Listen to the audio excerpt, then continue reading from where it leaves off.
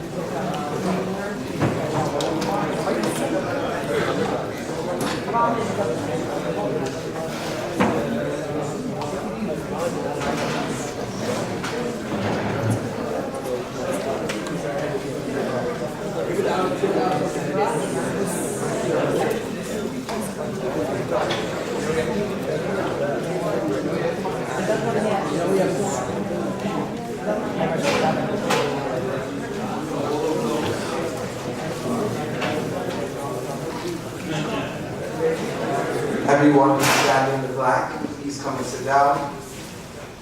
We'll be starting momentarily. Thank you.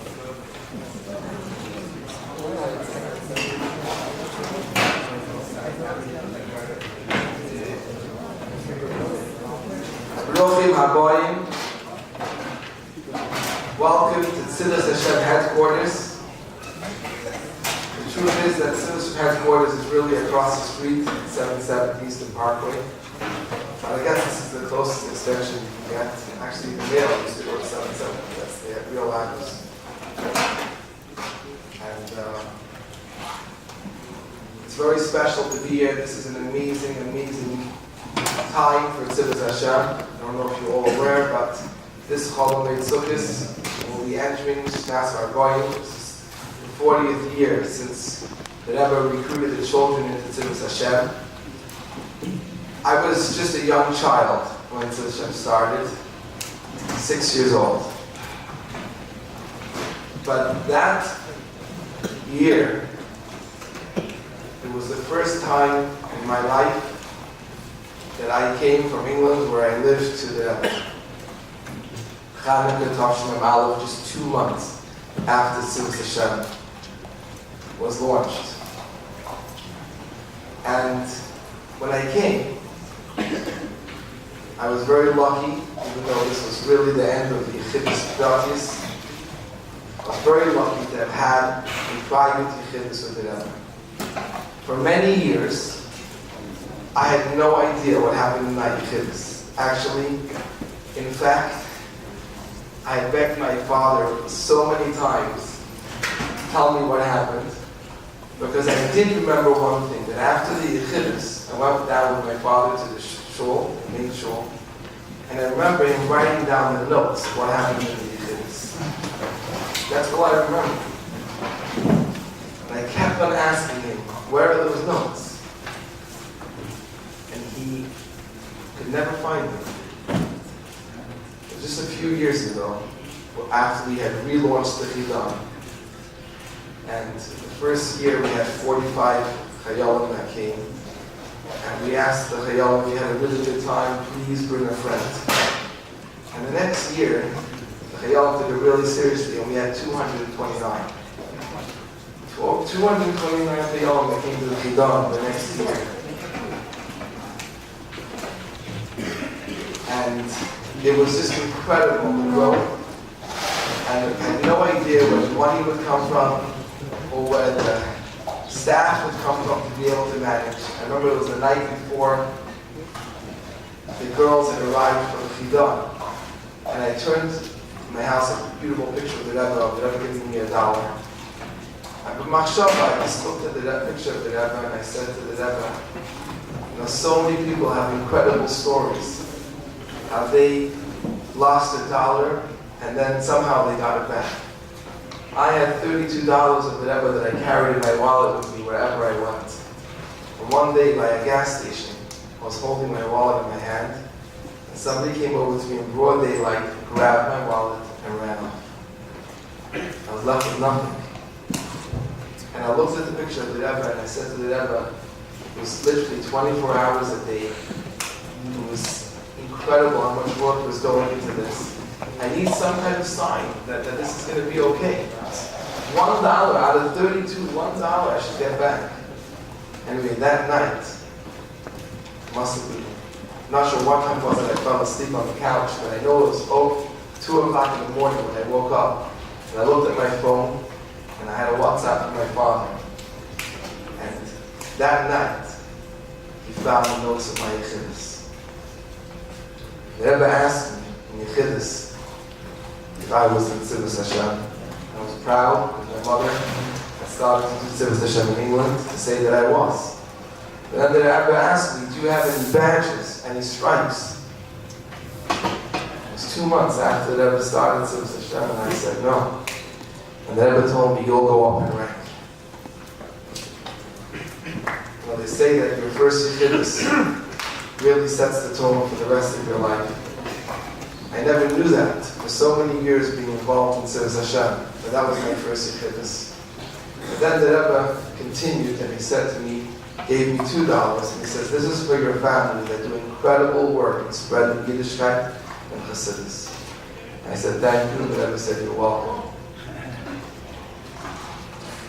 And then my father sent me another WhatsApp, and together with those notes were the $2.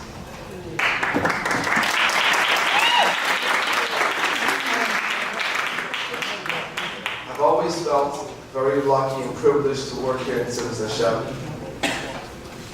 But I was, as I said, was just a child when Tzivos Hashem was getting off the ground. Today we're very lucky to be joined by an incredible panel of the pioneers, the ones who really were there from the very beginning. And in Mirz Hashem, will have incredible things to share with us.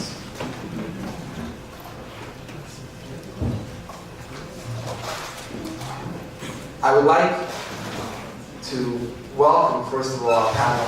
We have with us right next to me the Executive Director of Tzivos Hashem, Rabbi Yechmiel Benyaminson.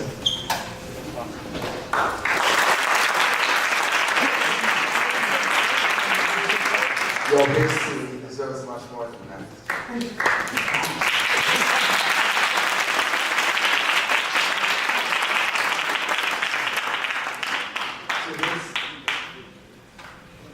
On his side is the editor-in-chief of the magazine of Tzivos Hashem, the Mashiach Times, Rabbi.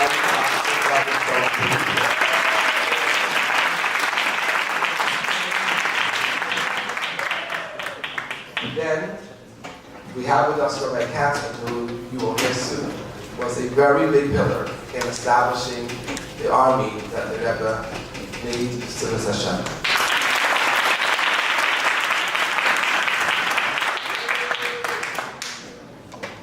As I said, I wasn't there when this all started. I've heard a lot of things from the sichos that the Rebbe told the children, things that you hear from other people. But today, we get to go back to the making of the army. It's actually interesting. I just confirmed this with Rabbi Simon Jacobson just before we started, that the Rebbe told his father just after, in the beginning of the Mets, that if the world was ready, he would have started Tzivos Hashem in Tafshin Tes Zayin. And we know that the Rebbe actually, when he wrote a famous letter about Tzivos Hashem, the Rebbe wrote that he thought long and hard about the root challenge of today's youth and how to deal with it, and came to the conclusion that there was no other way but creation of Tzivos Hashem. So this is obviously something that was very dear to the Rebbe, that Rebbe thought about tremendously. But I think if we go back to earlier on, really where Tzivos Hashem, I would say the first time that I know of, that the Rebbe clearly said about the beginning of Tzivos Hashem, and again this is only what I know, is that in Tafshin Lamed Vav, when the Rebbe started Mifsa Chinuch, I'm not sure if you know this, but Mifsa Chinuch was, the point of Mifsa Chinuch was the children should become mechanchim, and they should teach other children. And in order for them to have something to teach other children, it was giving them the 12 psukim to learn, so they would have something to teach other children. So this was part of Mifsa Chinuch. And what the Rebbe did when he started this, if you look at the Tarbreng of Yubis Tamas Tafshin Lamed Vav, this was right after Antebi, the Rebbe explained that this was already the Makom Refuah L'Makom. And the Rebbe said we're starting with one Mifsa, which is Mifsa Chinuch, and from there we'll go to establish the full army of Tzivos Hashem. So this was definitely something from the beginning. Now I believe, Dr. Pate, your involvement in Tzivos Hashem, in 12 Sukkim, started with the beginning of the 12 Sukkim, is that correct? And if you could just share us a little bit of how you got involved in that.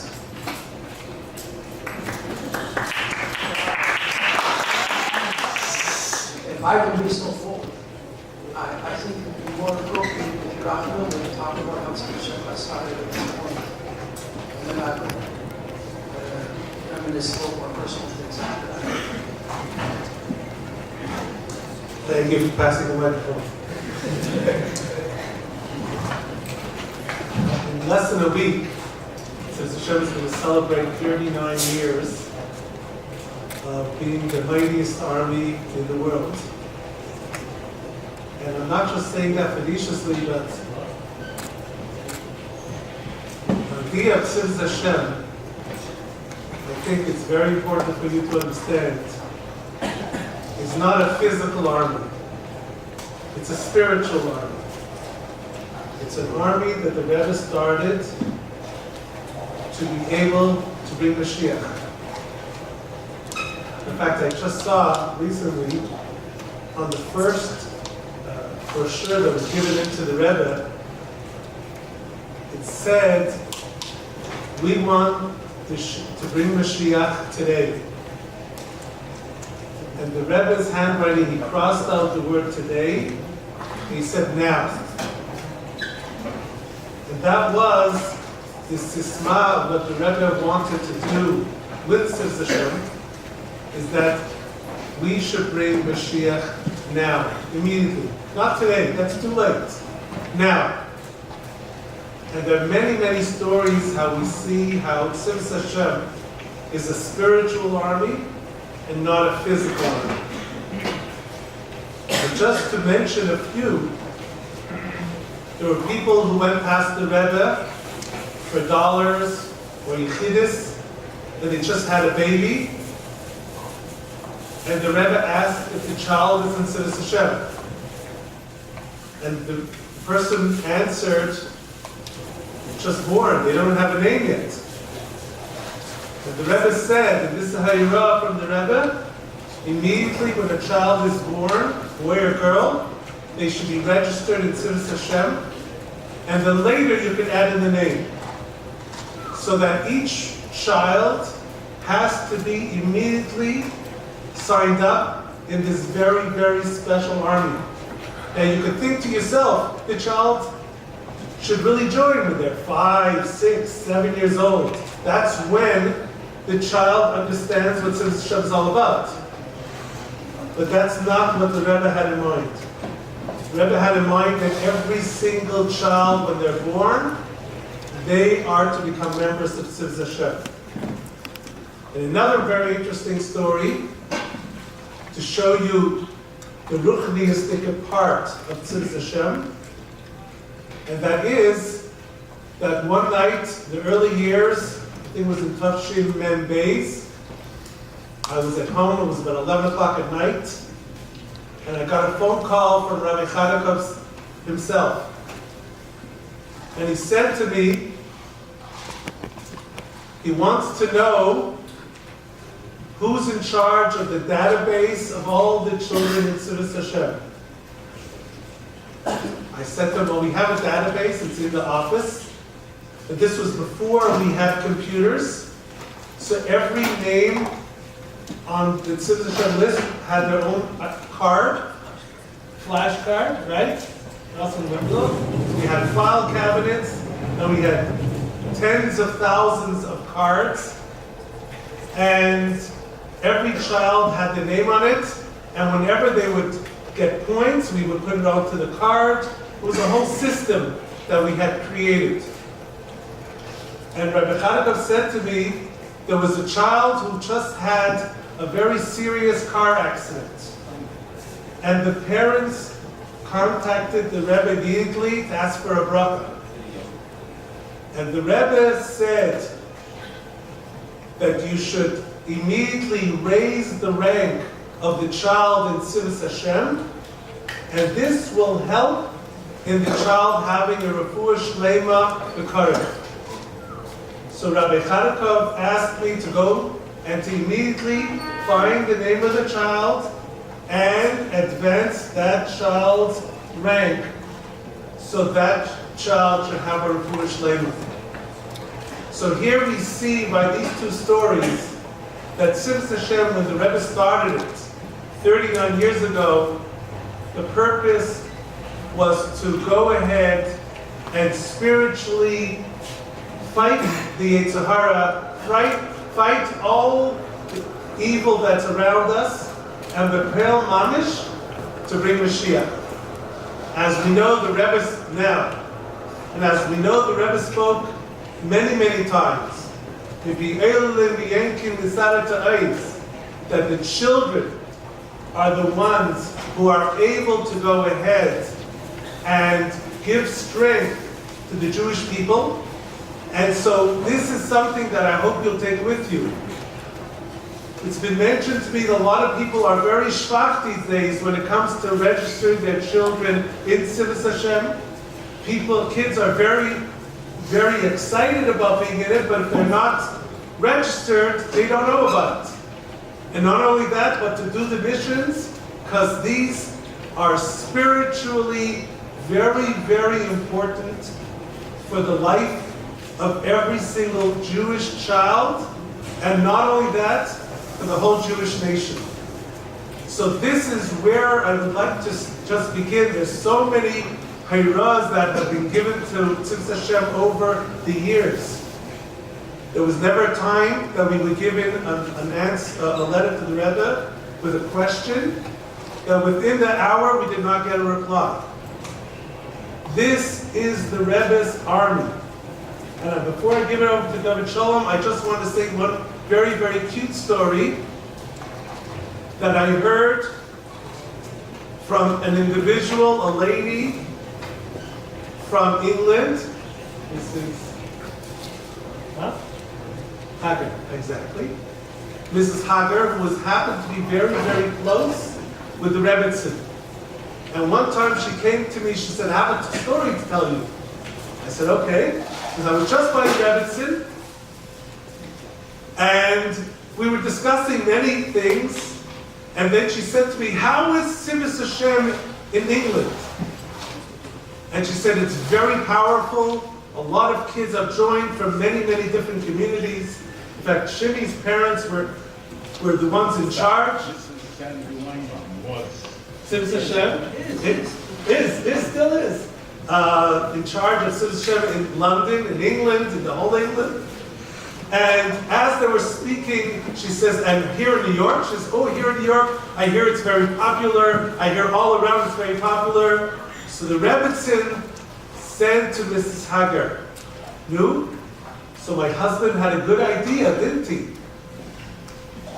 And this is one of the special projects of the Rebbe throughout all the years, where the Rebbe started Tzivos Hashem, and as Shini mentioned before, the Rebbe said, I thought about it very, very hard. It's long and hard. It's a 4-page letter that the Rebbe wrote to a rabbi who was complaining about this concept of an army. And the Rebbe wrote him a 4-page letter in English explaining him why he started Tzivos Hashem. So, what you have... Huh? Kabbalah Sel, the idea of an army. Yes, exactly.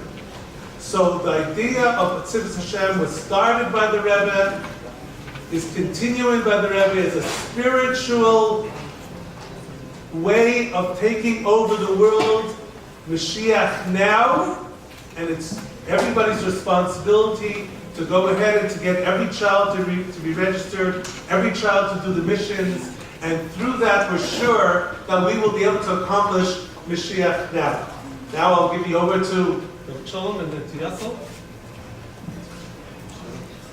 Thank you, Your Honor.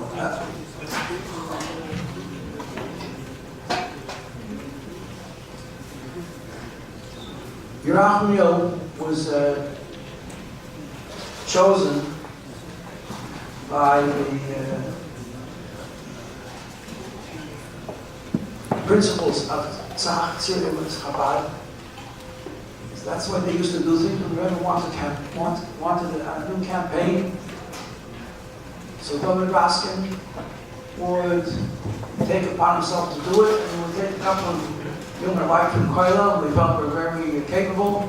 And so he took Yerachmiel and Schoenberg Baumgarten, and he gave them a mission.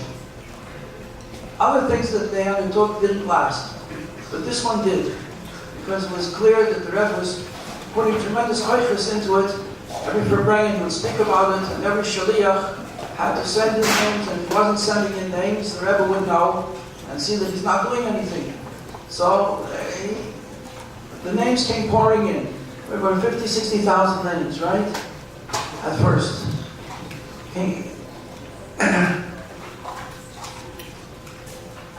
And in addition to what was already said about starting in Zion, I heard once the Rebbe said in a comment, I don't know to whom, that if he could have had his way, he would have had children registered in Tzivos Hashem even before they were born. What is this all about? This is about how the Yidden came out of Egypt.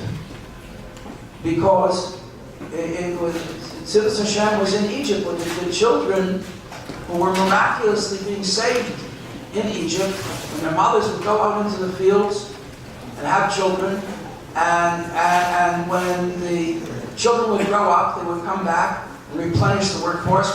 When the Egyptians found out, the secret police found out that children were being born and not thrown into the Nile, they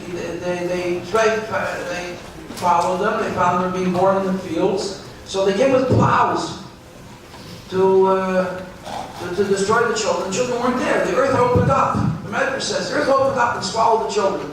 So they're protected. So they saw the children were somehow being cradled in the earth, and Hashem provided them with stones, which is mentioned in the Medrash and is hinted in the Tehillim that there were stones provided to the children to suck on. And the stones gave them milk, gave them honey, and the children were surviving. So they came to kill the children with plows. They were going to plow up the fields where the children were, and it opened up more.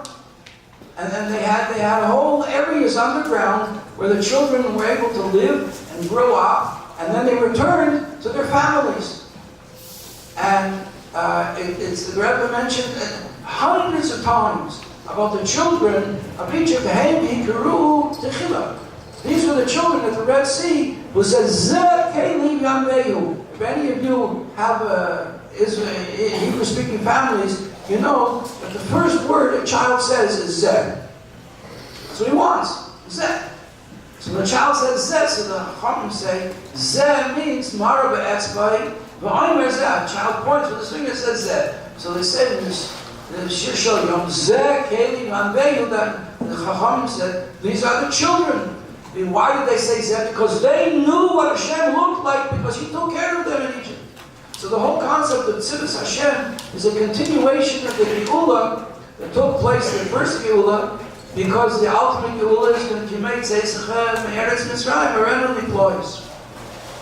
Just to add another comment to what Rachmiel just mentioned about the child, about Rabbi Chalakov calling about a child needs to be good. There were other instances of children who were ill, children who were struck by a car, children who were in desperate medical need, and the Rebbe would send over a message. They should be given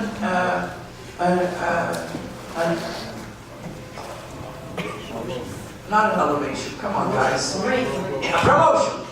English. Come on. A promotion. And there was a case right here in Crown Heights, just very, very shortly, very recently, where a child was born, and the child was doing very poorly. The doctors gave up on his chances of survival. And the father came and spoke to Mendel Nemes, who was a staunch soldier in the Tzivos Hashem army, and said to him, what can you do? What can I do for my child? So he said, I will go. And he came into the office, and he found the child's name. The child hadn't been registered, but the child had been born was registered. And he added 25 points to his name. And 2 or 3 weeks, 2.5 weeks later, he was told that the child had recovered, and the father came to invite him to the bris. But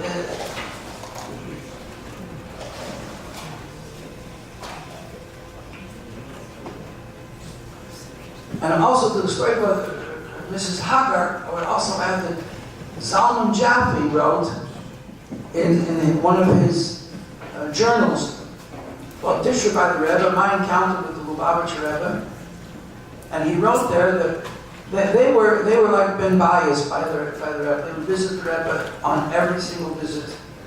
The Rebbe and the Rebbitzin. To visit the Rebbitzin. And one time the Rebbitzin said to him, in that year, Tavshin Mem, what do you think about my husband's new idea? And they didn't know what she was talking about. She was very excited about her husband's new idea. Because the Rebbitzin apparently didn't know, hadn't been told, that the Rebbe had spoken about it yet. So he was, from this we see, it was very personal to the Rebbe that he was involved and speaking with the Rebbitzin about it at length, even before it began. I had another story about the origins of Tzivos Hashem. Hashgacha Pratis was such that I actually became involved in the Pamulas of Tzivos Hashem before it was Tzivos Hashem, because I happened to be in the right place at the right time, which is, beyond this, there's no such thing as an accident. And I was called in to consult about the 12 Psukim. And they asked me to write up a short kitzer, what is each pasuk all about? So I looked into Rebbe's Sichos, and from this we developed the 12 Psukim booklet. I was newly married. I was here learning in Crown Heights at the time. I wasn't involved in the organization of Tzivos Hashem, but that was an involvement in the Rebbe's project of developing Tzivos Hashem. Now, the first time I ever came to Lubavitch, I was a student. I was not observant at all. A little bit observant. A traditional Jewish home. And I met a Lubavitcher in 1973, Portagon. His name is Rabbi Kisafran, and you are from England, you know who he is. His shulchas is small communities, and I was living in a Yehupas. And he came to a small community where I had some friends, and they invited me to meet him. And he said something that stuck in the back of my mind. I don't mind repeating it, and because maybe some of you will find it useful, you never know when. It changed my life. He said, anybody who ever kept Shabbos knows that it's categorically different from any other day of the week. So I nodded. I said, yeah, that makes sense. I've never kept Shabbos, so I didn't know. I couldn't say it was right or wrong. And it sort of stayed in the back of my mind. That was a Saturday night. It was in the Malava Malka. It was Multi Shabbos, I'm sorry. And by the time Shabbos came around, the words had an effect. And I decided, I said, I really don't know how to do this, but I'm going to try and do Shabbos. And I'll see, I guess I could use a day off. Fine. I didn't know. I just repeated things that had happened to me that I knew from my family. I'd seen my mother, she lit candles, she made chicken soup, we had challah. So I did those things, we had wine. I did those things all by myself. And it was an extraordinary experience. It really was. I'd never experienced anything like it. It was just like the rabbi said, it was quality. The quality of the day was incomparable to anything I'd ever experienced in my life. And I said, I really want to do this again. I want to try and do it better. And fine. After 3 weeks, I called the rabbi that I met. Rabbi, so I said, do you think I could join you for Shabbos? It would be a wonderful thing. He said, I think it could be arranged. Typical English understatement. You expect to see it, we'll say, yeah, sure, we'd be happy to have it. So I think it can be arranged. Anyway, that Shabbos was actually Parshas Zachor. Motzi Shabbos was Purim. After Purim, there was a Farbrengen, which took place in England at 2 o'clock in the morning and lasted until dawn. Shmuel Lu translated from the Sichos in the Hasakis. The hookup was primitive, shiva primitive. It was like one of the first things that they did in Lubavitch.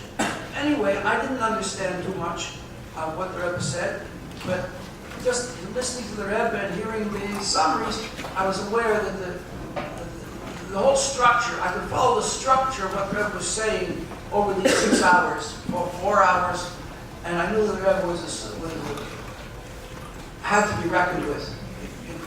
was no dismissing this person. It was a tremendous, tremendous person that I never met anybody like this before in my life. I wanted to know what the Rebbe had said, and Tovshin Mem Dalit, I think it was Mem Hey, even more recently. No, it was more recently. It was in the news. I was told that they were going to show a video of that Rebbe, Purim Lamed Gimel. I was very anxious to know what the Rebbe had to say. And he said, well, how did Mordechai respond to the threat of Haman's decree on all the Jewish people? So the Rebbe said, what did he do? He gathered 22,000 children, and he learned Torah with them. And by learning Torah with them, he was mevatel the gezeira of Haman. And what did he do? The Rebbe said, he started Tzivos Hashem. When I heard the Rebbe say those words, I fell off my chair. Literally, I got a shock. Because here I've been working now, at that time in Tzivos Hashem for over 10 years. It was as if, it seemed to me, that the Rebbe knew that in England there was a young bacher who would come in, and that this was the place where he was going to end up. And he just made to put me in there. And it took a few years to work out, but Baruch Hashem, this is where we ended up.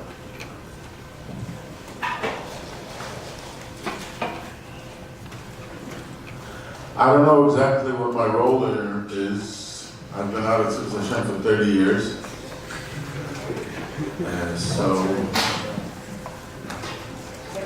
I'm talking about the organization. In any case, I'll just fill in some holes that I think were left.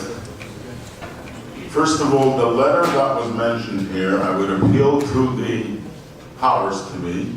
This letter is an unknown letter. This was a letter that the Rebbe wrote to this conservative rabbi, and the Rebbe sent us, Tzivos Hashem, a copy of that letter. And I think one of the dinners, I made sure to have it published in the book, but I don't think I ever saw that letter again since then. And I don't know if any of the Bochum here saw the letter. You know about this letter? It's a 4-page letter. I mean, this is serious business. The Rebbe is mamish mazbeh the whole goal and purpose of Tzivos Hashem on the Nakud of Kabbalah Soul, I think, applies to everybody. We want Mashiach now the Chagir, but I don't think that we want Mashiach now is discussed there, is it? I don't even remember. You see that? It's about Kabbalah Soul. In any case, it's printed in the truth. Oh, very good. So make sure you read it. Good job. All right, now let's go. Okay, at least I'll share with you things that are relevant to me, where I can share with you some information, anecdotal. Tzivos Hashem seemed like to start, actually, I think it was on the night Shon Der Baumgarten got married. It was the Chodesh Nisan Tov Mem. The Rebbe came back from the Real, and I remember I was in Montreal at Shon Der's wedding, and we heard a hookup in Montreal, and the Rebbe spoke about the children, getting the children involved.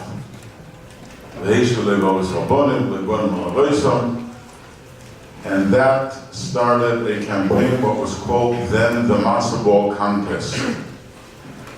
Now, the Matzah Ball Contest was run by Rabbi J.J. Hecht, the NCFJE, usually all children's things. He was already in charge of rallies and camps. So things that were relevant to children were run by his organization. So I don't have a copy of that actual first flyer, first brochure, but it was printed on newspaper print, and it looked something like this: the Matzah Ball Contest.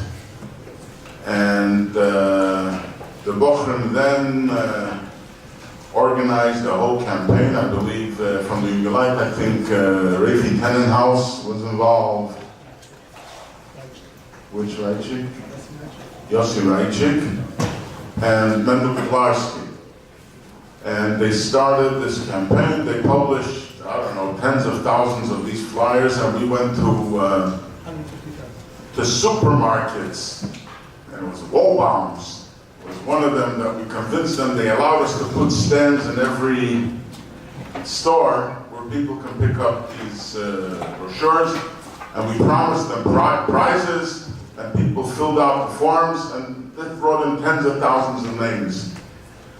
And I believe that the grain for Tzivos Hashem started from that list. Why it transferred or how it transferred from NCFJE to Tzach, I don't remember.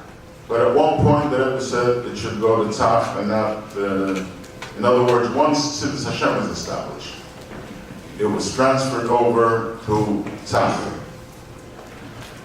At the time they made this brochure. It's not a brochure, it's actually a comic called The Finestones, based on a character called the Flintstones. And it was done by Michael Schwartz.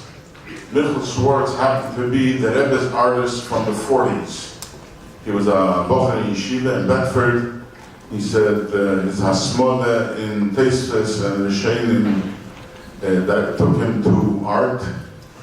And the Rebbe used him. He was the caricaturist in the Talks and Tales, Shmuz and Talks and Tales. So a lot of the original art from Merkez was done by Michael Schwartz. He was in touch with, Rabbi Hecht was in touch with him, probably from those days yet.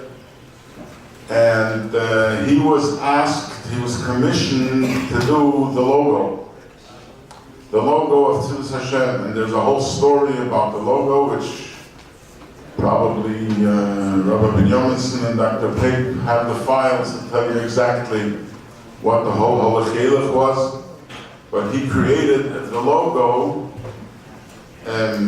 which was based on Chamisha Chumshe Teira. That's why the top has 5,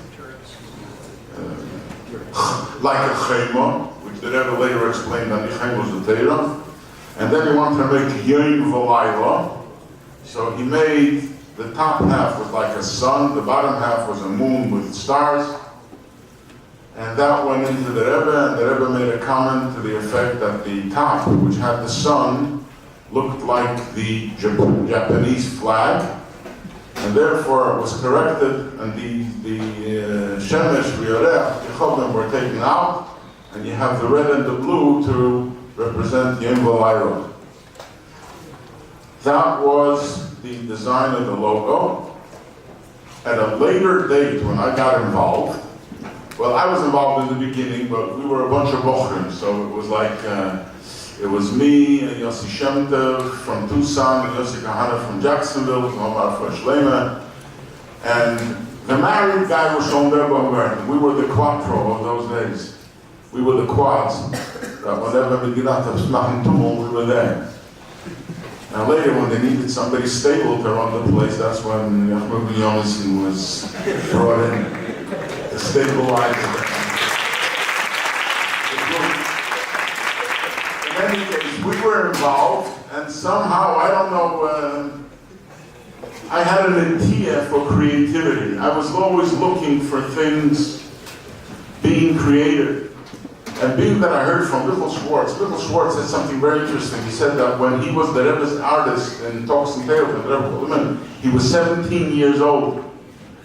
And the Rebbe told him, Ich will das Oluizem Azevi Dick Tracy. Nobody knows Dick Tracy. Wow, I'm impressed. There used to be a comic strip apparently in the newspapers, in the tabloids.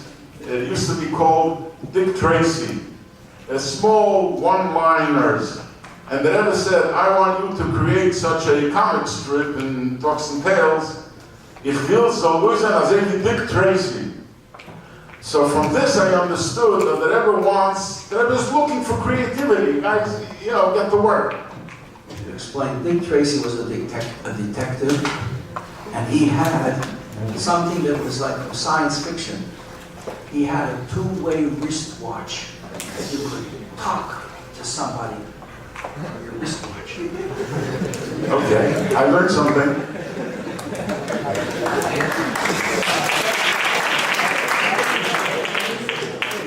Dating yourself, huh? So I put my mind, it was like my division was to look for creativity. Since the Rebbe wanted a children's organization, Lubavitch never had an organization as such. I mean, we had some Shabbos, but that was it. But now we're looking to attract outsiders. So all these, I started focusing on the Tzivos. So I remember my first production, and you're gonna laugh forever. Here is my first production. This is the first a bumper sticker that was created to be the function. We want to share it now. Now, I have to tell you, it took me 2 months to create this. It took 2 months of traveling to Borough Park, to a graphic artist, ahin, zurich, ahin. It was unbelievable, but finally it came out. And if you'll notice, the logo here still does not have the "We Want Mashiach Now." Now, I don't know how, I don't remember. Yeah.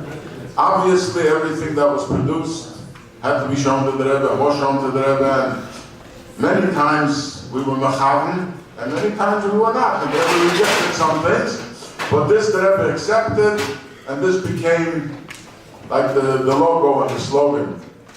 But later on, at a later edition, I don't remember at what point, and I don't remember the details surrounding it, but because the Rebbe said that "We Want Mashiach Now" was the slogan of Tzivos Hashem, I decided, with the help of the artist Zalman Kleiman, we added a banner on the bottom which says "We Want Mashiach Now." And this became the standard logo of Tzivos Hashem ever since. And also with Eretz Haskoma. And I brought with me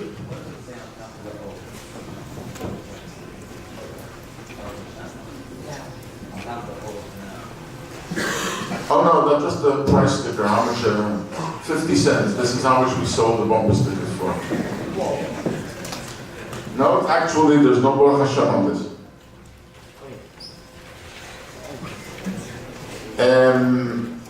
Some of the things I was looking to create to get children excited, I want them to wear things that identify and they can identify as Tzivos Hashem.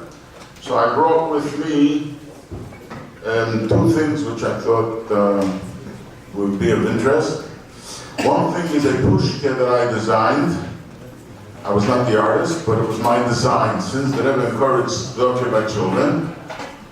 So we designed a pushka that you see a big pushka standing and children are climbing up from both sides, boys on one side and girls on the other side, to give tzedakah into the pushka. And this specific pushka was the pushka that had the sample that we sent into the Rebbe, and the Rebbe should approve. And this is what it looked like. The reason it's all ripped up, it's like almost 40 years old. And second of all, a ganef broke into my house at one point and ripped it up to take the money out. So that's what it looks like. This is a pushka, designed by Egel Bachman, who was the artist for Tzivos Hashem for many, many years. And I also have in here copies of samples that we sent into the Rebbe. We made, first of all, we tried, this was a dream which never came true. We were thinking that the "We Want Mashiach Now" should become like a symbol in the words "We Want Mashiach Now." And you did see it by one of the parades, in Gimel and Dalet. It took up the whole center of the wall. was this logo, and this is one of the samples that went into the Rebbe, that the Rebbe approved. And then we had, this was the boy, all Zalman Kleiman's art. This is also Zalman Kleiman's art. And this is the girl. And these were what we call heat transfers. I don't know if they still exist, such things, but it used to be such things that you used to buy a sheet and you would iron it on, or they call it iron-ons or heat transfers. And this is also probably 6 months to design and go back and forth from Italian and German. On this I actually have the sticker of the answer of the Rebbe, that the Rebbe answered them. Niskabel Chuoschem v'dover v'yitek b'shnas hakel v'shmichus l'shchedesh shvat ashte osor chedesh bechad l'chedesh askel atzim. So these are a few items that I have. And let's hear some others.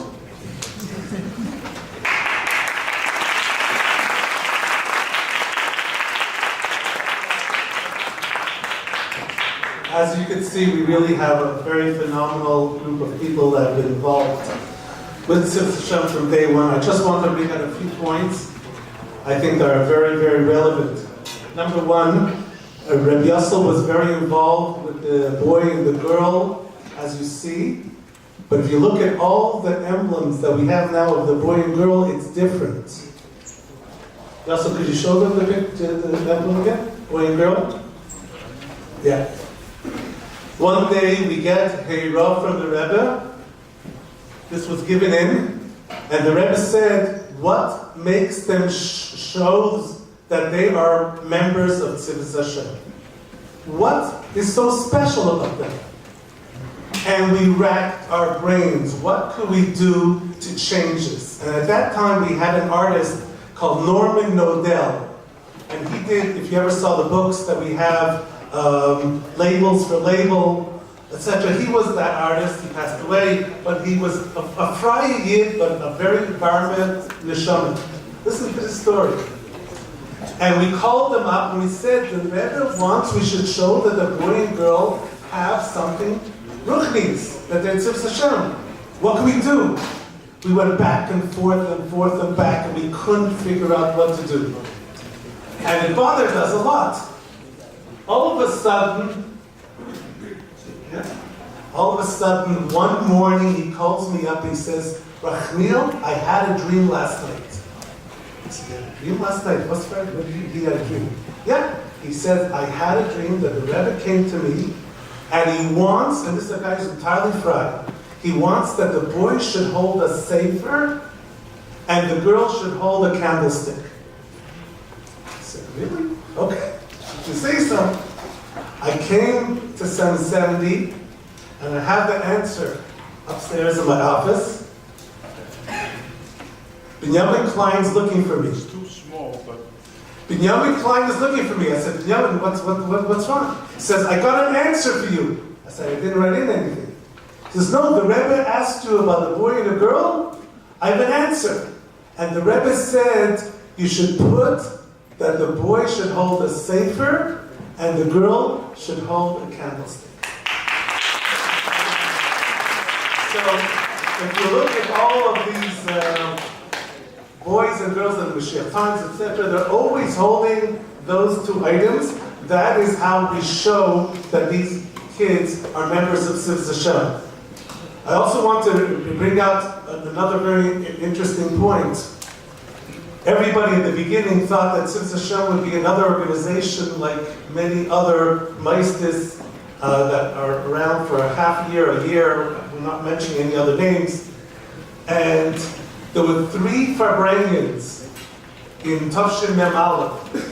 How the Rebbe was very, very upset. One of them that there was no 12 Sukkah booklet that was printed, that there's nobody running Tzivos Hashem. Like Rabbi Yassel mentioned, there was a bunch of bakrim just getting kids to sign up, etc. So at that point, Rabbi Chadakov called a meeting of all the maistis of Chabad. Rabbi Medlik was there, Rabbi Chadakov was there, every yeshiva was there. They all came together that Motzei Shabbos after the 3rd Farbrengen, and they said, we got to do something. The Rebbe is really very upset.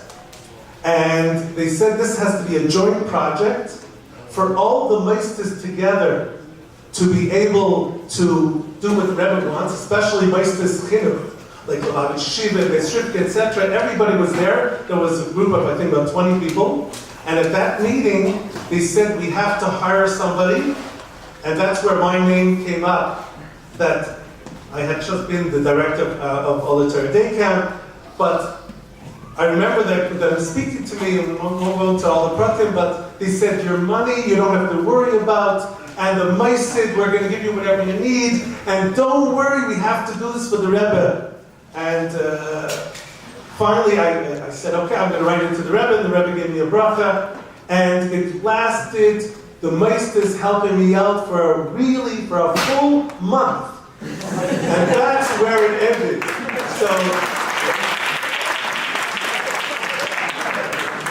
So it was thanks to people like Reb Yossel and Shlomo Baumgarten and Doug Sholpay that we're holding here today 39 years later, and you're in a beautiful, beautiful edifice that the Rebbe had given us a lot of brachas for going ahead and doing the idea of a museum and doing all the other projects. And all of you probably know about the wonderful, wonderful, phenomenal work that Shimi does.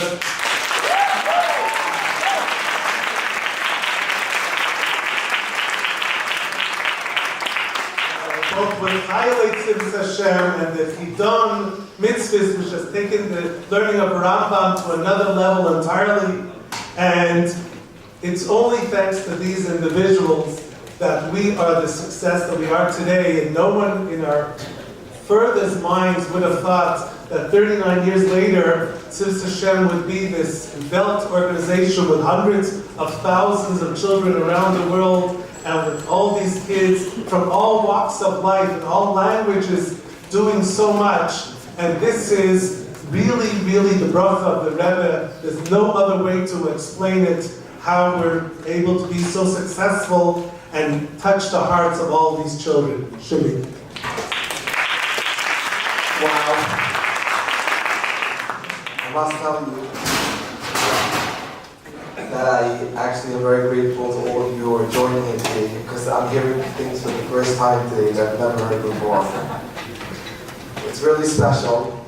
I actually would like to rack your brains a little bit, because I believe Rabbi Katzman and Rabbi Nemelson, you were actually there by the first Hakafis.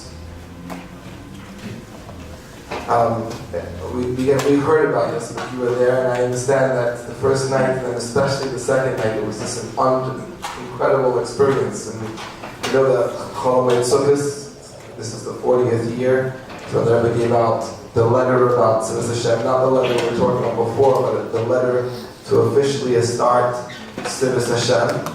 And then it was followed by the rally on Gimel of Cholomei Sukkos. And then that year on Simchas Torah, there was something extraordinary that happened. I'm not sure who wants to take the mic, but I would love to hear more about that while you're all giving away the secrets.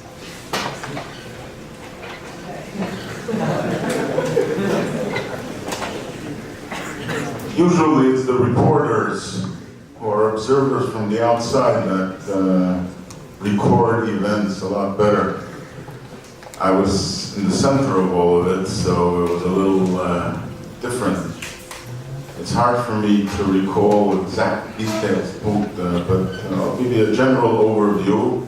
Also, some of the things that I read one of the Yomanim that was circulating now, and it didn't seem to me that they had see some details at least were not the way I remember it. As far as the letter, JCM just mentioned the letter, then the Deralim, and then came Simchas Torah. Now, just a hakdoma, that Simchas Torah, the Rashab fell ill. So usually Simchas Torah, the Rebbe and Hakofa would dance together with the Rashab. And this was the first time the Rashab was not there. Obviously, when it came to the first Hakofa, nobody had an idea what was going to happen. And the Rebbe ended up dancing on his own. Then came the fifth HaKofen. Before the fifth HaKofen, the Rebbe called over Rabbi Groner that he wants to be mechabed all the children with HaKofen. Okay, all the children, they started throwing the kids from every corner, wherever they could find a kid. Some parents ran home to bring their kids. You let put them a hummus, a good 10 minutes, until all the kids were brought into the center. And then another bombshell. The Rebbe is informing us that he is going to join the children for this HaKofen. And that the Melamdim should be together with the children to supervise, dance with them for the HaKofen. The Rebbe took a Sefer Torah, and the Rebbe went down to the center to dance the HaKofen. When he started, obviously there was crazy pushing, and you have to remember you brought in a lot of children, so there wasn't enough space in the center, what we call inside the ches. So you have to make place outside the ches. And the Rebbe actually came in and started telling people to move away.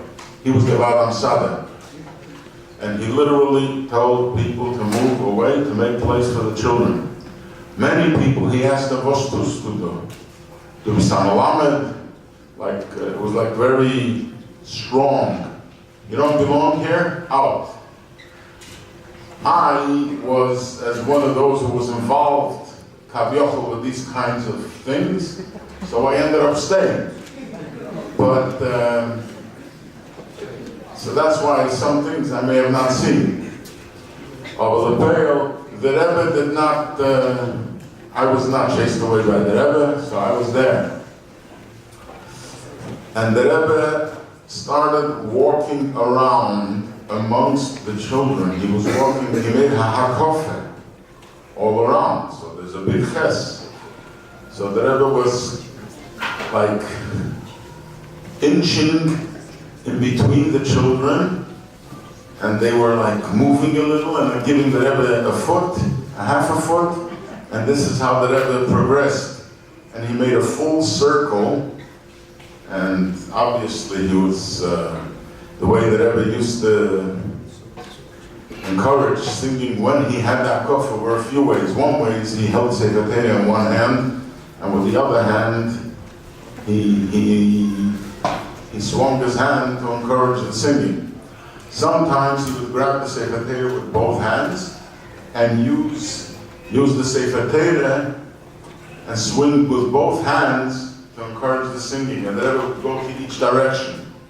And this is how the Rebbe did the HaKofen for the fifth HaKofen on the first night. The second night, I don't remember all the differences, but I think there was prior notice. So a lot more people came. And a lot more babies came. And the place was, I mean, it was like 100 nurseries came together. And the Rebbe was focused on the kids completely. This was like, it was just, if I remember correctly, the Rebbe said something about Tzivos Hashem, or I'm not clear on that. But the Rebbe said something about Tzivos Hashem, about them having a kofer. That was the beginning. And this was the groundwork of that. Even Ayesod, even Apina of Tzivos Hashem. Thank you, Rabbi Katzman. Again, that's really special to hear from someone who was actually there. And I know that after the Hakafis on Maitzah Simchas Torah, so Rabbi JJ Hecht went by for Keishal Bracha, and the Rebbe gave Rabbi Hecht a bottle of mashta. And it's fascinating because if you go back to the first rally, again, I wasn't there, I was just a little child, I was 6 years old. But by the first rally, the Rebbe says the next parade, because the Rebbe called the rallies a parade, that the next parade will be Hanukkah. Because the Rebbe said we'll print the new 12 sukkah booklets, and at the back of the 12 sukkah booklets, you'll get writing the names of the children that you recruit. You got to learn the 12 Sukkim and that you recruited to Tzivos Hashem. And then by the Chanukah rally, the children who have the most names will get prizes. So this was the plan. Obviously, those rallying on Gimel Cholam Mitzvahs, the next one would be Chanukah. But the Rebbe tells Rebbe Hecht that this is for Tzivos Hashem. The next day, Rebbe Hecht asked the Rebbe what's he supposed to do with his bottle of mashka. And the Rebbe said to make another rally or Ma'atev, it should still be in the days of Tishrei. And then this was the next rally on Chav Ches Tishrei. It's unbelievable rally where the Rebbe Pashut Kivshutei breaks down exactly what the children in Tzivos Hashem should do. And it's mind-boggling how the Rebbe was conceived from the letter, the first letter the Rebbe gave out, and from this rally how the Rebbe was really building, as you mentioned before on the Tzivos Shabbos, how the children should get together with their generals, the Madrichim and the Madriches, and they should make a plan by following in the footsteps of Avraham, Yitzchak, Yaakov, and David, and Sarah, Rivka, Rachel, and Leah. And by doing that, over Ratzta, Yama, Vakema, Spain, and Vanekba, the Rebbe explained this way we'll conquer the world. And the Rebbe explained, Yamasa was speaking before about a Ruchniistic army, so the Rebbe explained that around the Merkava, on each side of the Merkava, there's these special tzaddikim, the Abbas and the Imais. On one side is Abraham and Sarah, on the other side is Yitzchak and Rivka, the other side is Yaakov and Leah, and on the fourth side is David and Rachel. And the Rebbe says, by you following the footsteps of the Abbas and the Imais, David and Malach, you get together with your Madrichim and Madrichis, your generals, make a plan how to do so, will conquer all the four directions of the world. So this was an incredible rally during Tishrei. But I also know that 5.5 weeks later, on Shabbos Parshas Toldis, there was another, you mentioned before, there was three big Farbrengens. There was an unbelievable Farbrengen about the 12 Sukkim. Anyone for the graphs about that Farbrengen? As far as I remember, that Farbrengen, the Rebbe was very, very upset that the 12 Sukkim booklet had not been printed. That was the third Farbrengen, and after that, that's when all the Meisters got together and decided to have to do something. And those 3 weeks, I think, Kaisara told us. And the Rebbe said by the Farbrengen that he has enormous amounts of excuses that's been given to him why the 12 Sukkim booklets were not printed. There's not enough paper in New York. What? Glossy paper. Yeah, there's not glossy paper in New York. Yeah, exactly. So that was one of the things the Rebbe said. The real reason is because nobody was in charge. There was a lot of money. I think the one who stood up to play then was Mordechai Nagel. I think he went and he paid for it and it came out in full color. And the Rebbe was very, very happy about it. But the Rebbe said, Mahal of Mashiach. I forget that she was.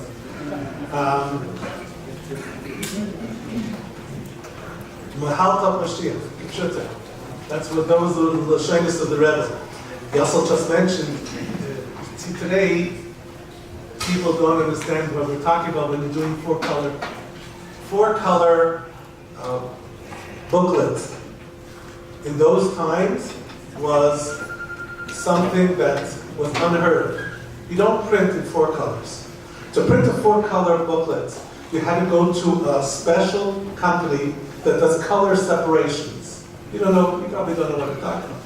But it does color separations. What does color separations? Is a company called Science or something. It's an Israeli company. This goes back again 40 years ago. And the machine costed at that time $1 million. And each color separation, each page would take 2 hours to make, to separate the colors on it.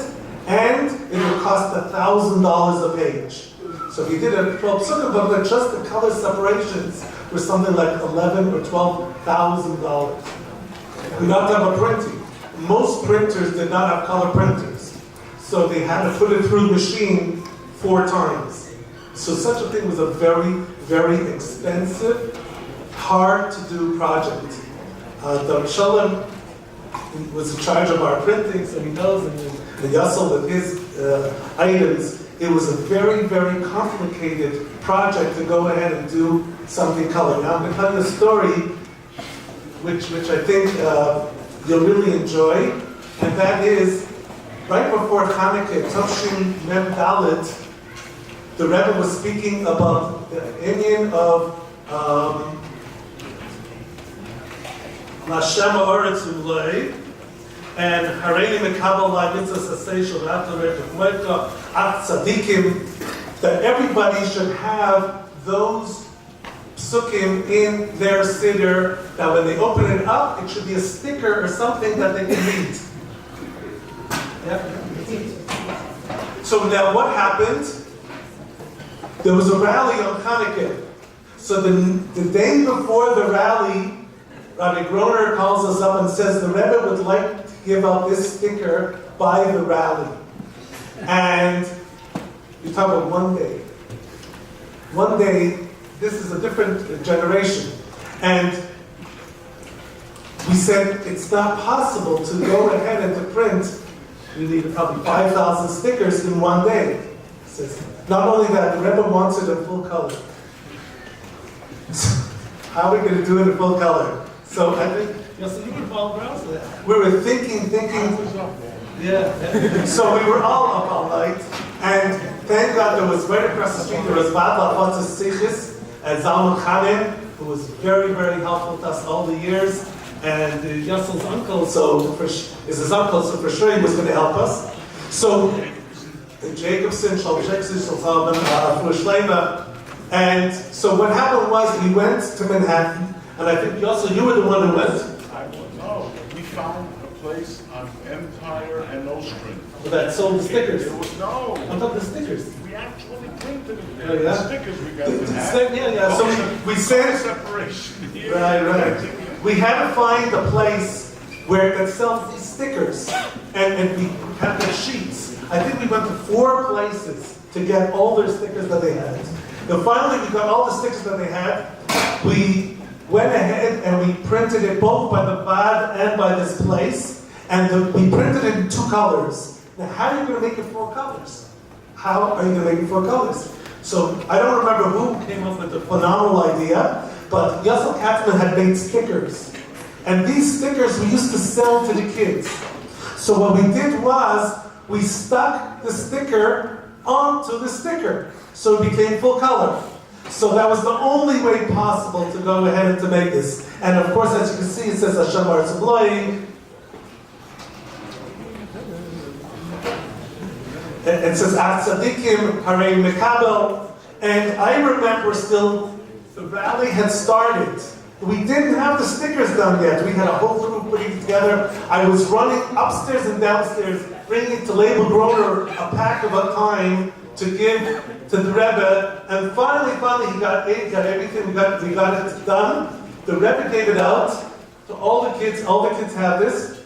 And now, I'll tell you 2 very interesting anecdotes.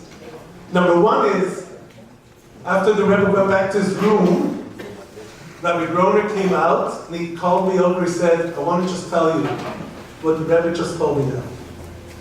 The Rebbe said, sehr schön gemacht, ich habe viele nicht gemeint, es soll machen as I schön. That's what the Rebbe said.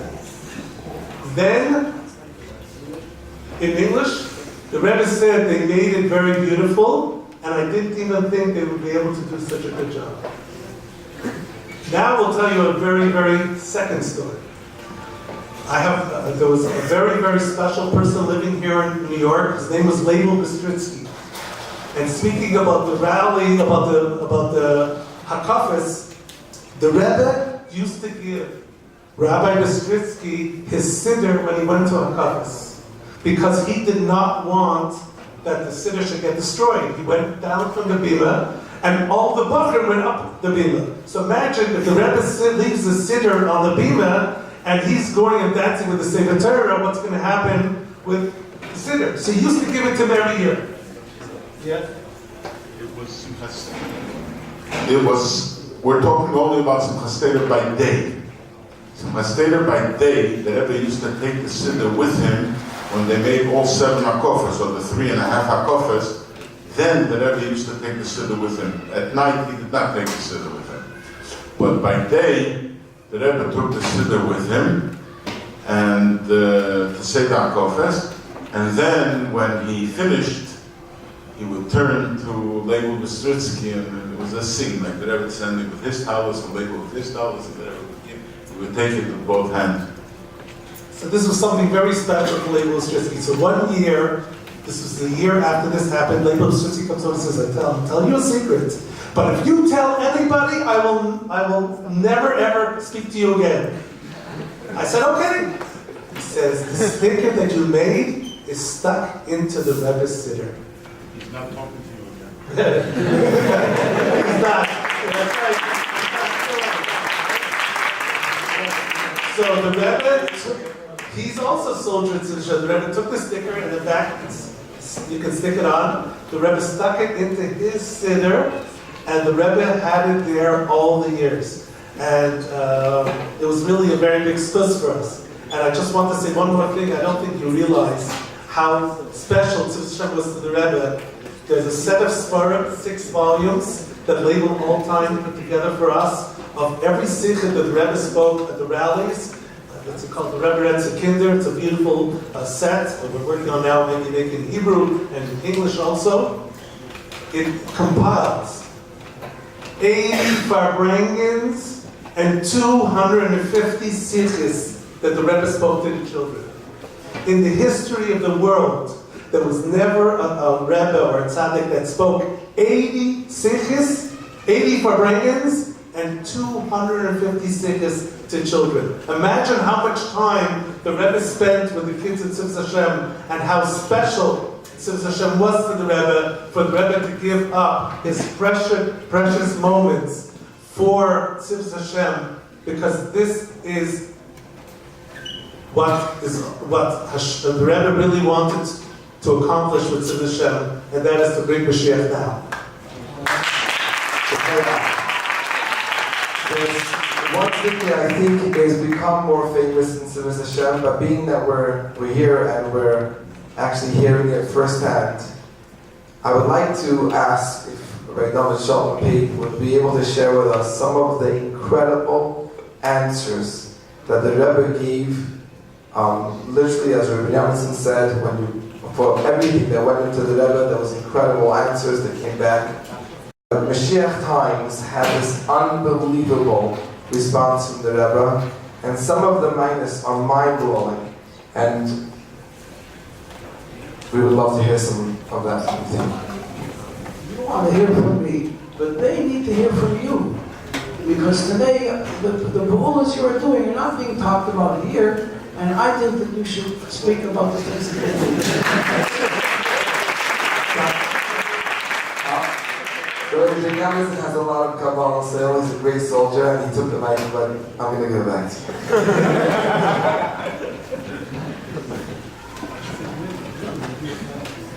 Yeah, I was told today that actually it's a whole presentation that's available on where is Chabad.org.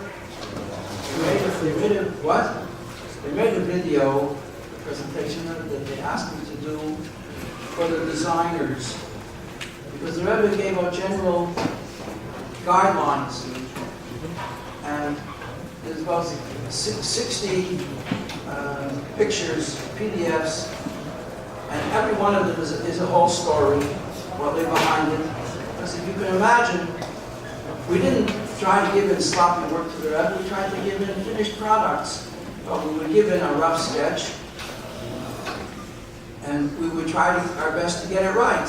And when the Rebbe made a comment, we would bear it in mind, and we wouldn't make the same mistake the second time. And we would build on these things. And nobody could really second guess the Rebbe. The secretaries often tried to suggest to me what was wrong with the cover. They were never right.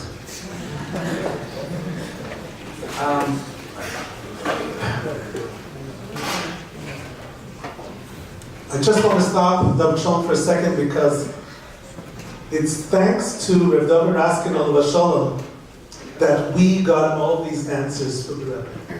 And this is a phenomenal story, and then I'm going to be quiet. I have to go down Mich anyways. This is something which is a hero, which is phenomenal. The first magazine that came out for Tu B'Shvat. And that magazine, we asked the Rebbe the name, we asked the Rebbe if it's okay, the Rebbe okayed the name, the Mashiach Times. And on the, oh, there you got it.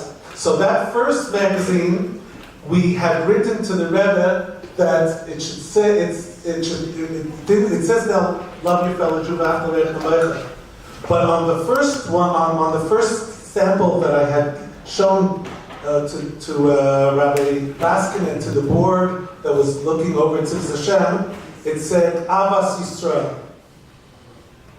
So I showed it to the Baskin, and he said, "Are you kidding? You can't do this. There's boys and girls on the cover. You can't have boys and girls on a cover. There's no such thing." You know, this is 40 years ago.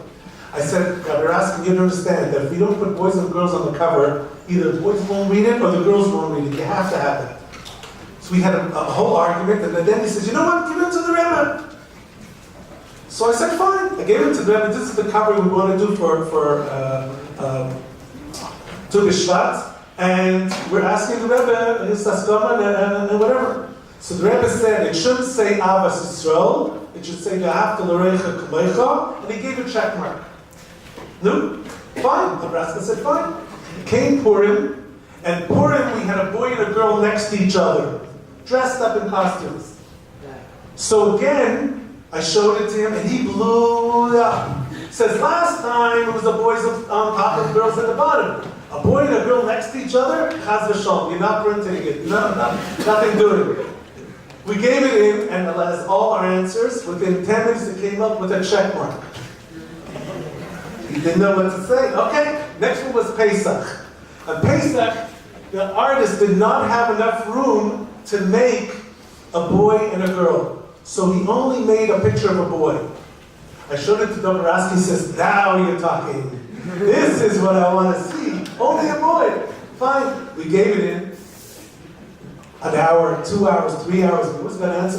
No answer. We're waiting and waiting and waiting, no answer. I go into the label, I said, "Label, if we don't get answers soon, we're not printing this magazine for Pesach." He says, "Let me see what I can do." He goes in, comes out from the Rebbe, Gam Naira. So here you see it.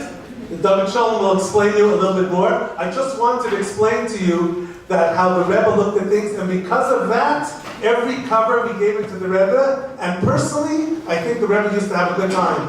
He always found things that we would never have dreamed of, right? And it was really something very, very special. So I just wanted to give you that hurrah that the Rebbe wanted. Every single thing, boy and a girl. In fact, they've called me so many times where there's a lot of issues, boys and girls, you could do, you can't do. And I tell them, I can only tell you what the Rebbe told us over here, that on everything that we do, there has to be a boy and a girl. I'd just like to say at this point that anybody that didn't have a mincha, you should maybe excuse yourselves. And, thank you very much.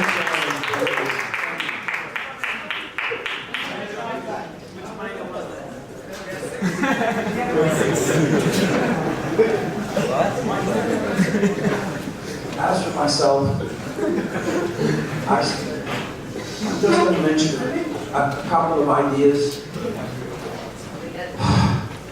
because every cover is a whole story behind it. I wasn't involved in Tzivos Hashem in those first early publications. The first cover I gave them, this is the sketch. It was done by a terrific artist. He was considered in the field of comic art, comic books.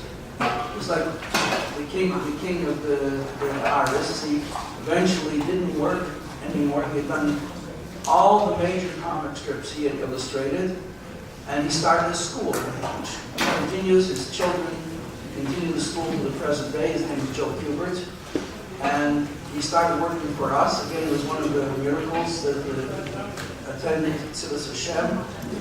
When we went to him, it was through the good auspices of David Masinter, who was a shliach in South Africa, who said, if you guys have a magazine, you have to get top people to work for you. I said, David, you may be good at that, I'm not so good at it. And so he went with Rabbi Ben Robinson. They went to the offices of Mad Magazine, and they spoke to the editor, who was a Jewish guy, and he said, I can't help you. He was not interested at all. He said, well, could you give us the name of some of your top artists? And we'll speak to them personally. He said, okay, no problem. And he gave us the name of David Byrd, who was a wonderful, wonderful personality, and Al Jaffe, who is still with us. He's in his 90s now. And a wonderful, great friend of ours, a great privilege we had to work with him all these years. And he is the artist who's created the Shpai.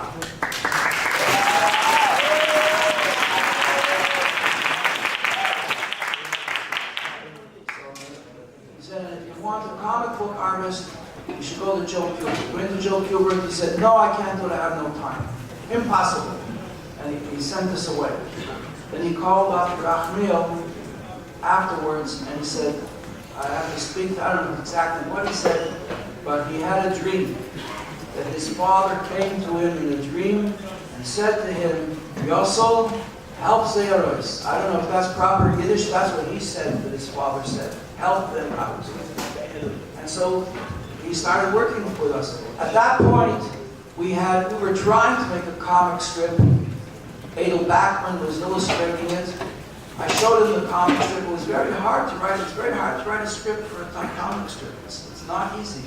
It's a real special kind of art.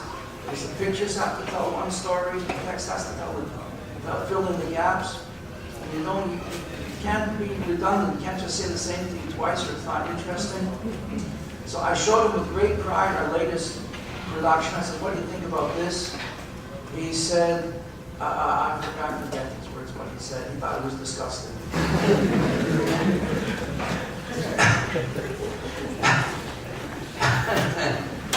So I asked him if he would design a cover for us.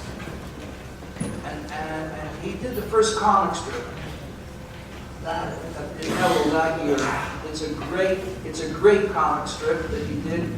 It's about two boys. He created two characters called Isaac and Yaakov. Isaac is his younger brother. Yaakov is his older brother. Yaakov is a beautiful looking boy. And Yitzchak is his gangly younger brother. And Yitzchak never really gets things right. And Yaakov is correcting him and teaches him lessons. That's how he did it. So in this particular story, they're going swimming on a hot summer's day, and they jump into the water without checking if it's safe or not. And Yitzchak gets towed under by an undertow. And before he blacks out, he says the Shema. And then he wakes up. He wakes up in bed, they saved his life. That's the story. It was actually based on a true story, because it happened to Volpa. Wasn't it Schollenberg Volpa from Kiryat Gat?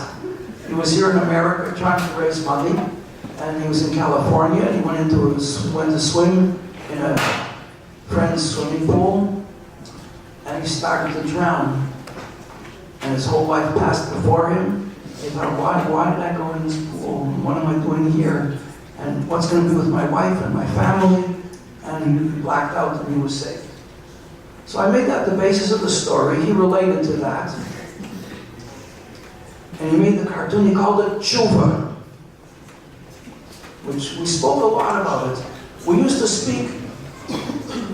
I would come to him with a story because he understood from that first thing that I showed him about Super Neshama that we didn't know how to write a cartoon.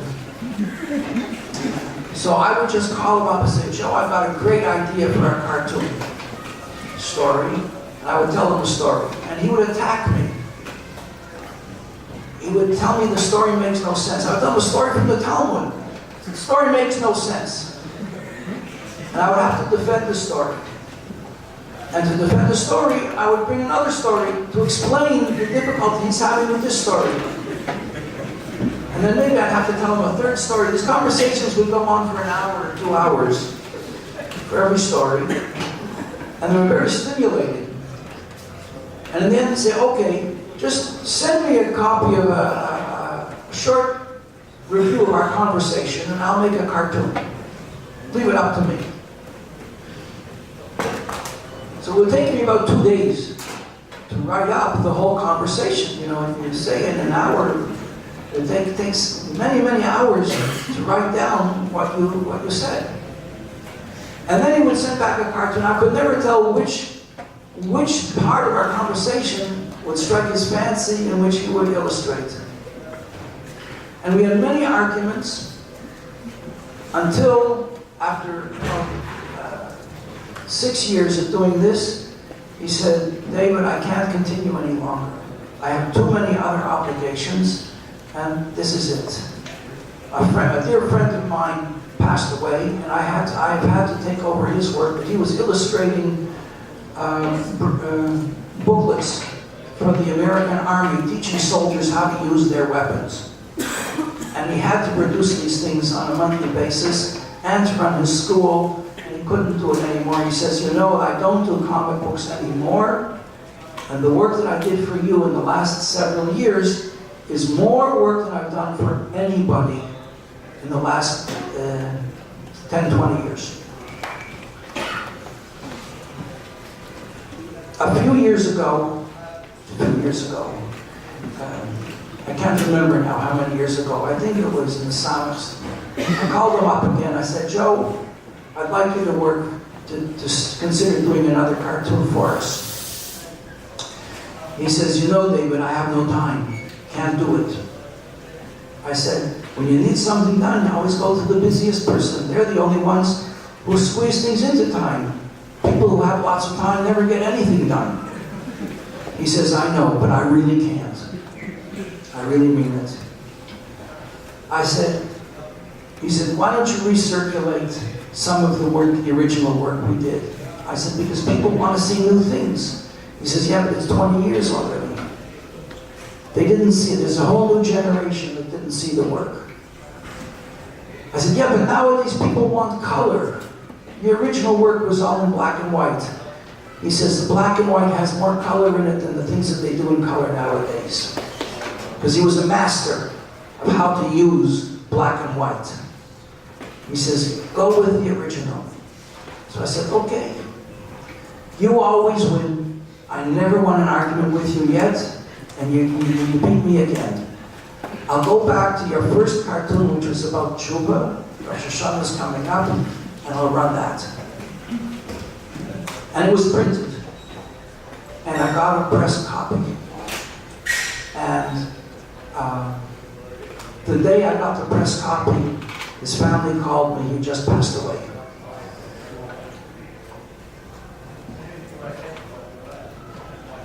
It was, extraordinary protest.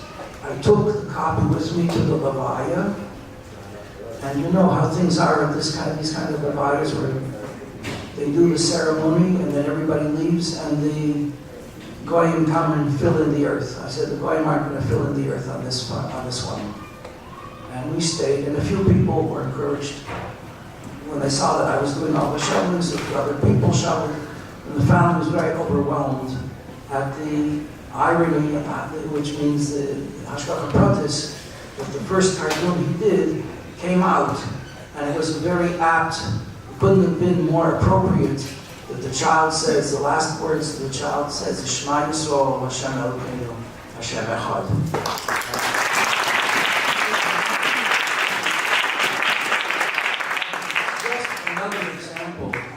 Of how the things that happen in Tzivos Hashem are overseen by the Rebbe, this Rebbe's organization. And anything that Tzivos Hashem is going to try and do is going to bring a bracha with it. And we have to believe in this, and we see it happening over and over again. One year, Yud Aleph Nisan was coming up, and we had a Mashiach Times magazine for Pesach, and there was going to be a tank parade. And I said to the organizers of the parade, I said, I'd like to put the sheer times on all the tanks. There were 40 tanks that year. There were 60 tanks. You know, I think there were 40 tanks that got 10 magazines in every tank. You have a budget for it, I'll charge you just my basic cost. And the answer was no. But it didn't seem right to me that just because they weren't going to pay for it, so it shouldn't happen. It deserved to happen, it should happen. And I schlepped the magazines up. I personally put them onto the tanks. And I got not exactly kind looks because of it. And I was walking back to Tzivos Hashem from President Street. And someone comes up from behind me and says, "Hey, Rabbi Pape, how are you? How's your magazine?" I said, "Well, Hashem, thank you for asking. Would you like to get involved?" He said, "Sure." I said, "Well, I just gave away a lot of magazines for the Rebbe's parade. Would you like to sponsor that?" He says, "No problem. Just tell me how much it is."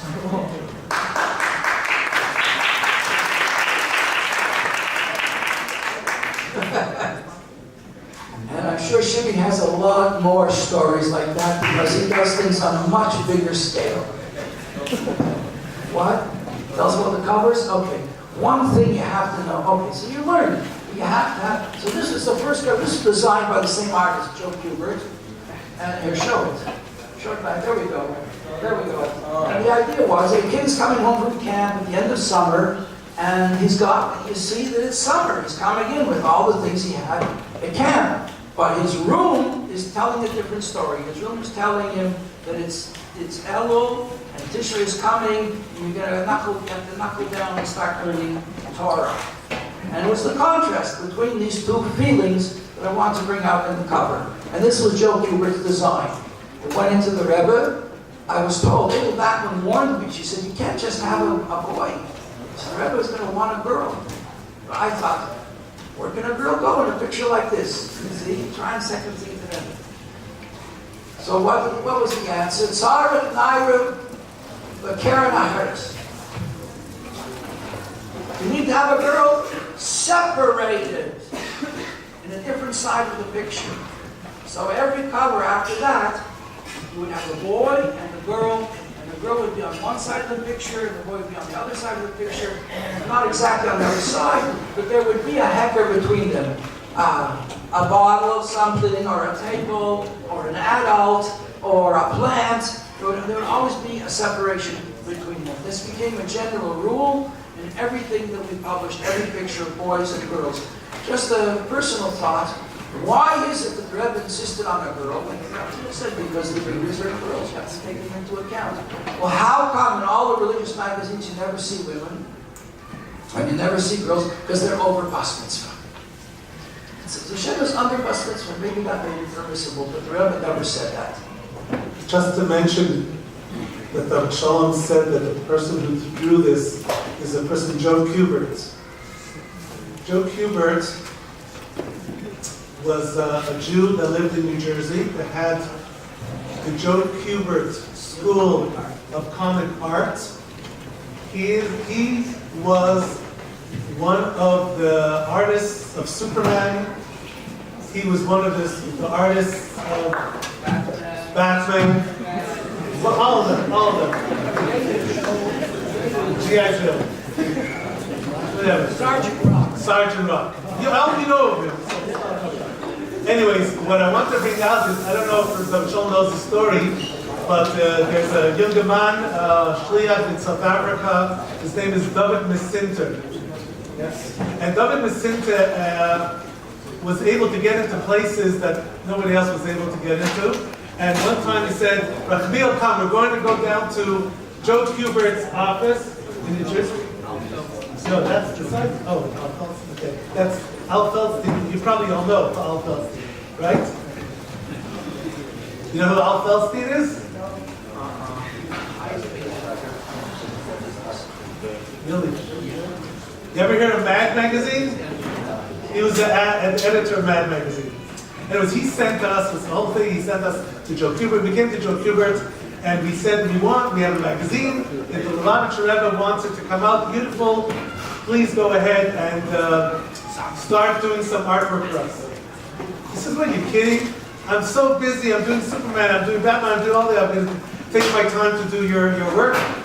Anyways, we tried, we didn't get anywhere.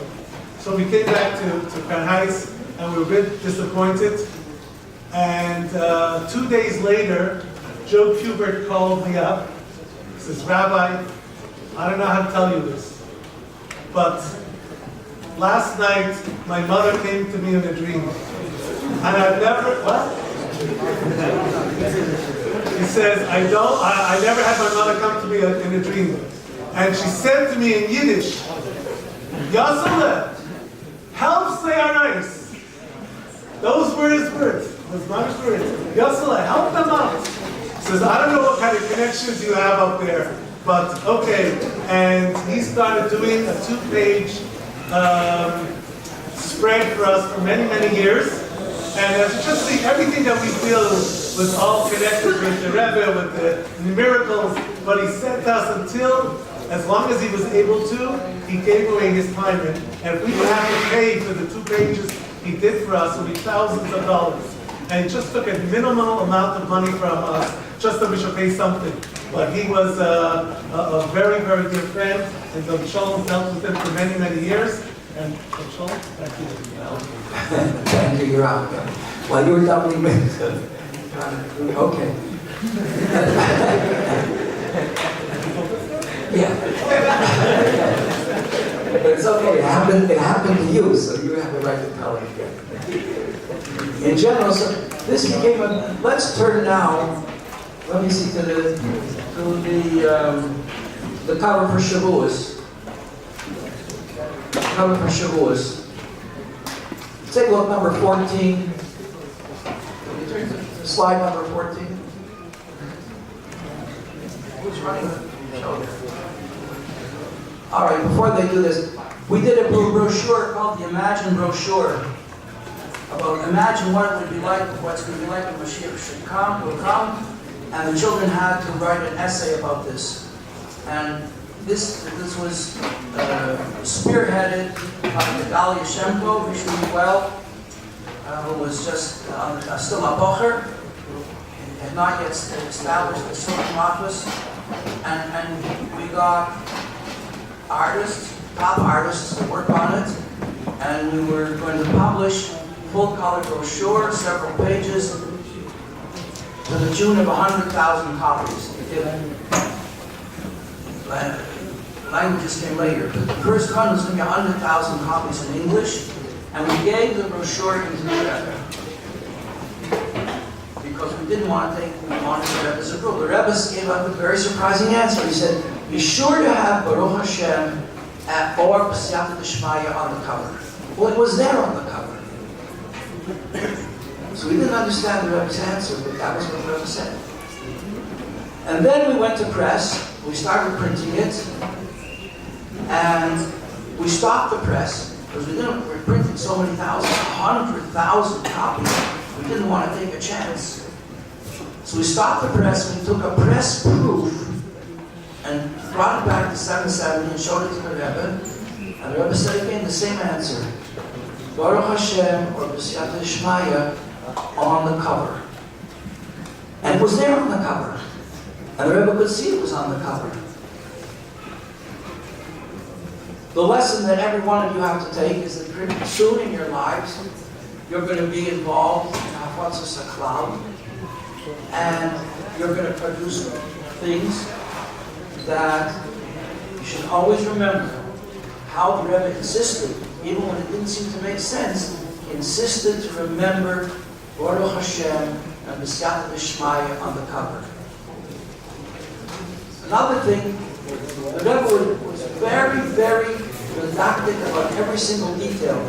A woman, Yaakov Ort's wife, worked at one point for Rabbi Rubin in Albany. They produced a brochure for Neshek. They showed the brochure, and they printed it. It's a beautiful brochure, and they showed it to the Rebbe, and the Rebbe said, why is the woman in the brochure without her top button done up? they went looking. Who produced this brochure? And they went scurrying high and low to find out who was responsible for this brochure. The Rebbe was very, very upset. And they had to reprint the brochure. The whole thing was scrapped.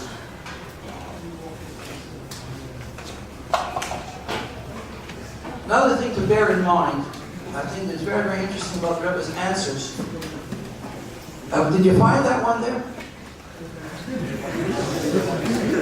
They want what? They want to do a video.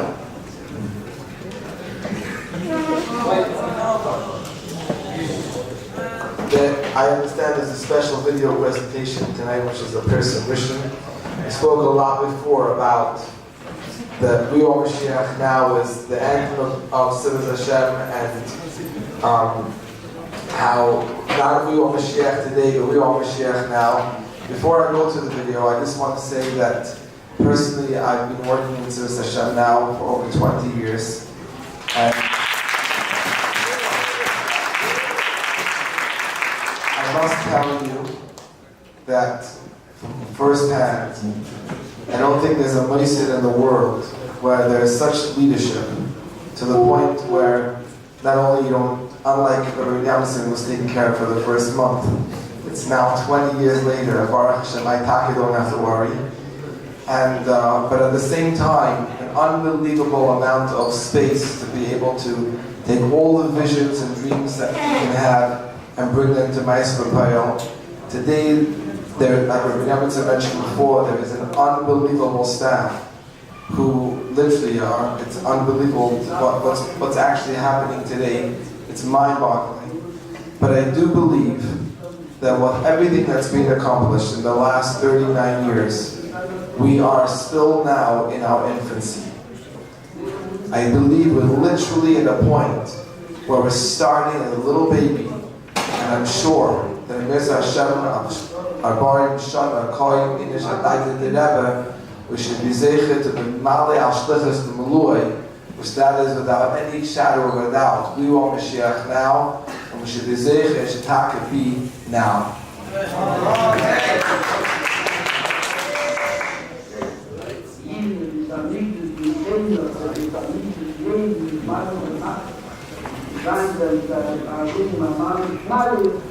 All die dann namens der nicht nach der Zeit, die dann der Bibel letzten in Lieb, der dann war in Joy and the people to go, und da ist es in die Gate, but then it's rock, Liebe, die Liebe, macht man so trotzdem, die Jonde am Müller, an sich Cover und an usually diese und Hashem die Kantin. Dieser Karine, sei der erste Kind in der Bäume, wenn wir meinen und Mann.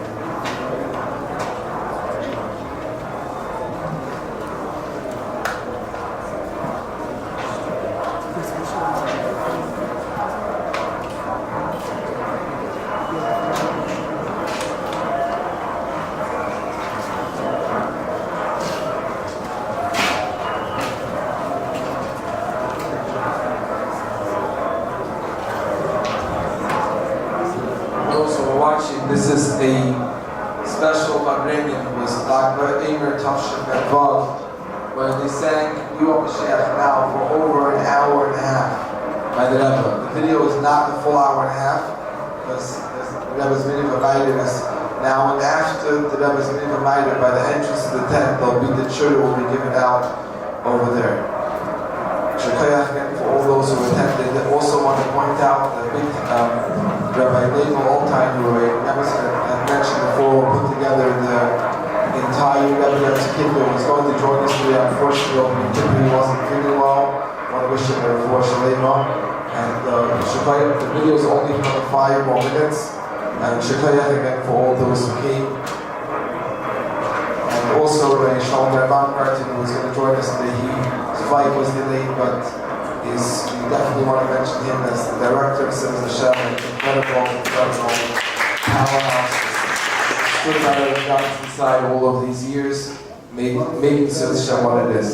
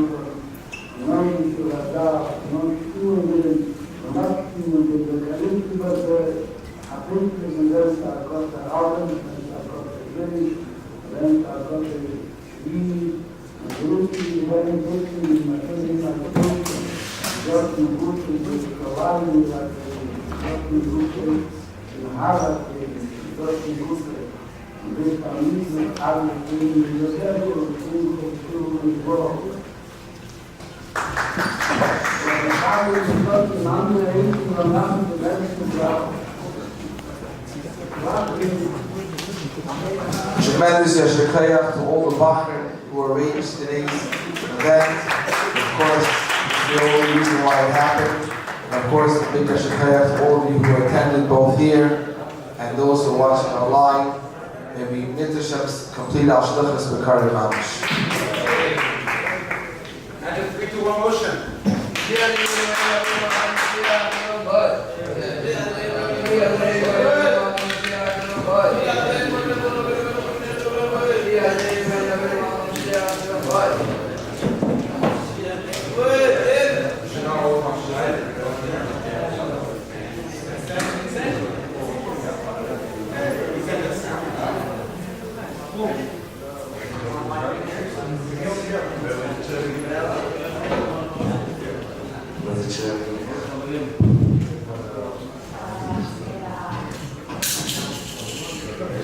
Well, once we started in the meeting in the tent at 8 o'clock, 8:15 for Shulchat Beshach Le'eva, the first to enter Yom Tov, welcome to join 8:15 in the front of the tent.